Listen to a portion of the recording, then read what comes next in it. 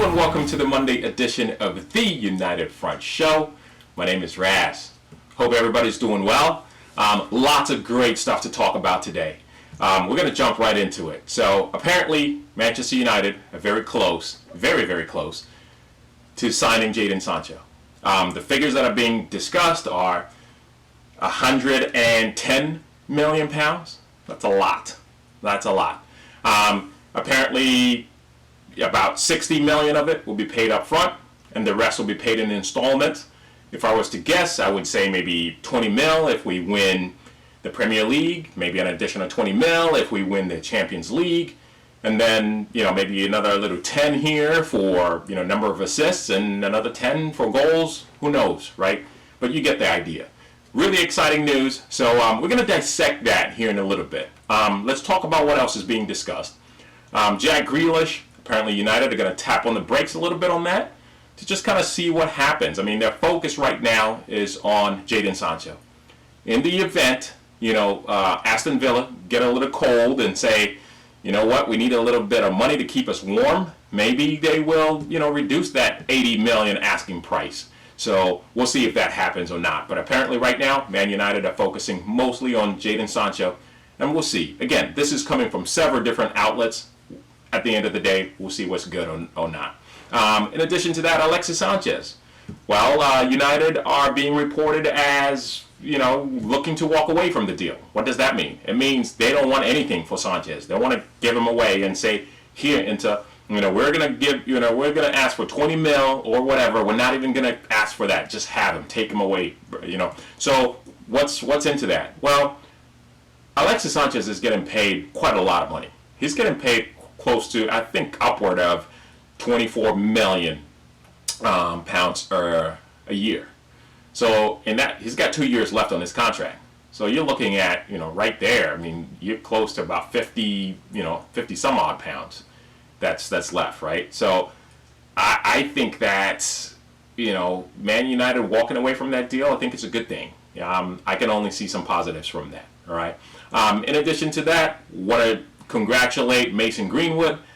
He won Player of the Month for the month of July, and rightfully so. That goal that he scored against West Ham was important. It was phenomenal. I think it's really lifted the team and made them believe that we could actually go and finish in the top 4, and we ended up finishing top 3. So well done, Mason Greenwood.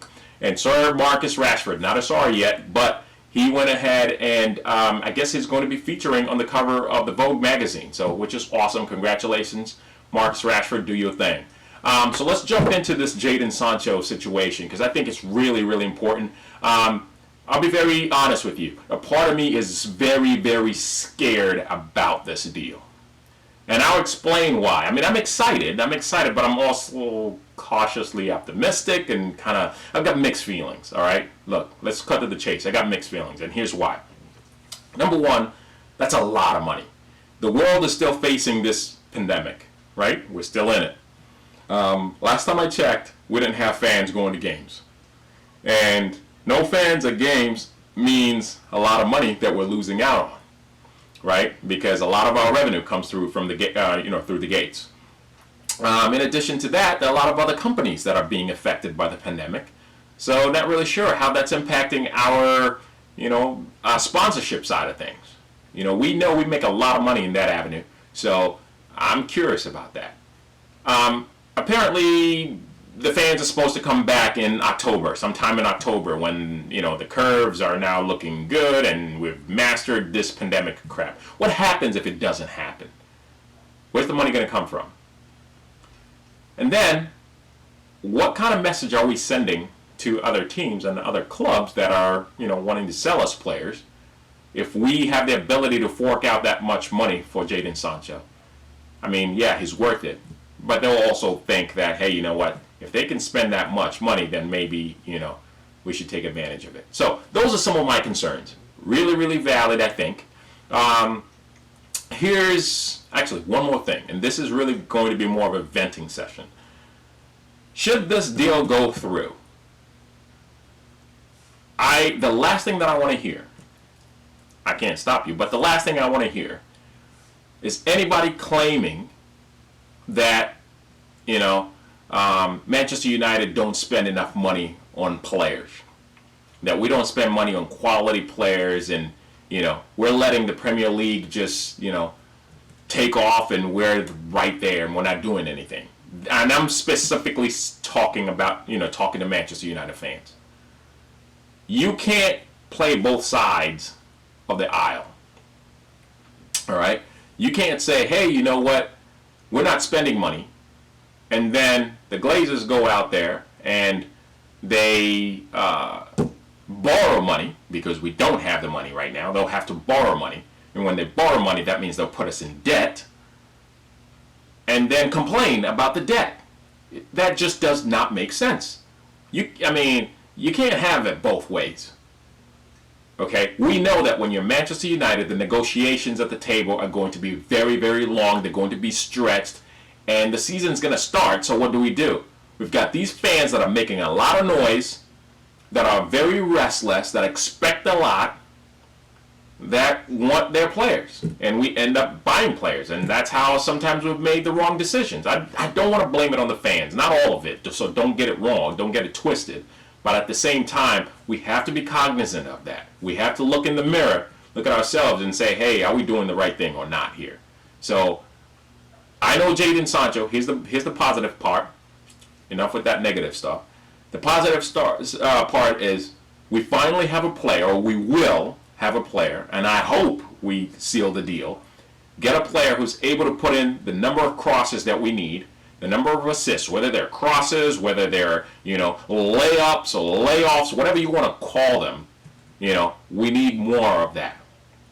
Right now, Marcus Rashford's got the most number of assists. I believe he had 8 assists. Right behind him was Martial, who had 7, I believe. And then Dan James had 6. So Jadon Sancho coming in could easily provide, 16, 17, maybe even in the 20s. He is an assist machine, and he'll also score some goals. So that's really something to look forward to.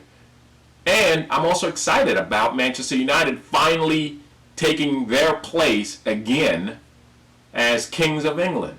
I remember the time when Man United had more players playing for England than any other club. And now we have Marcus Rashford. And that's it. Wan-Bissaka will play, contending with, that Liverpool kid. And then you also have Luke Shaw, who's in and out. So, look, I think it's important that we get back to the pinnacle of world football. And this is a statement. It's a statement that the Glazers are making. And in addition to that, I think it's phenomenal that Woodward and the Glazers are also backing Ole Gunnar Solskjaer, because he deserves to be backed. I'm a little concerned about where the money's going to come from for a CDM. For a center defender, we need that.